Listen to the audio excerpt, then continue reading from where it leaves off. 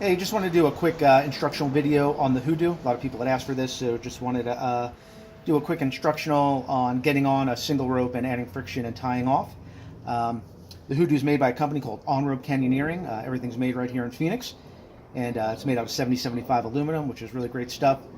Weighs just a little over 4 ounces, and is a great little device. So getting on rope is fairly simple. We're going to take a bite of rope and pass it through the head of the Hoodoo, and that's going to clip into our carabiner.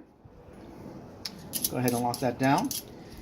This is the kind of standard setting and the least amount of friction that you can have.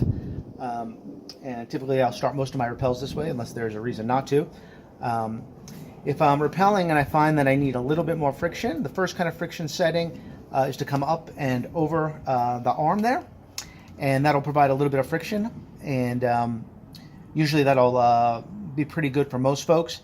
If you're finding that you're on a skinny rope or you're on the heavier side of carrying a big load and you need more friction than this, on the fly you can simply wrap the arm one more time, and that will provide even more friction to you. And for most folks, in most situations, this is more than ample, even on a skinny rope. From here, if you want to lock off and go hand-free, it's pretty simple. Just come back around the cleat one more time, take a bite, twist it, and lock it off on the other cleat, and you can go completely hands-free and do what you need to do. Super simple, fast, and secure. To come out of this, pretty simply, just grab the brake hand again, always wanting to maintain control of this, and basically reverse the procedure, come off that cleat, back down, and then from here you can readjust your friction to what you want. Okay. Second option is if you're in this position, instead of doing kind of that half setting that I showed you, if you want even more friction out of the gate, you can simply wrap the horn, and that'll provide more friction than that first setting. And again, if you're moving and you still feel like you need some more, you can grab this a second time, and that'll be a lot of friction. And that should cover almost all applications for most people. Tying off from this position, super easy as well. Same as before, I'm just going to come up a little, put a twist in the rope around the other cleat, and I'm going to lock it off. And again, now I'm hands-free and do what I need to do. And again, reversing it is the same way.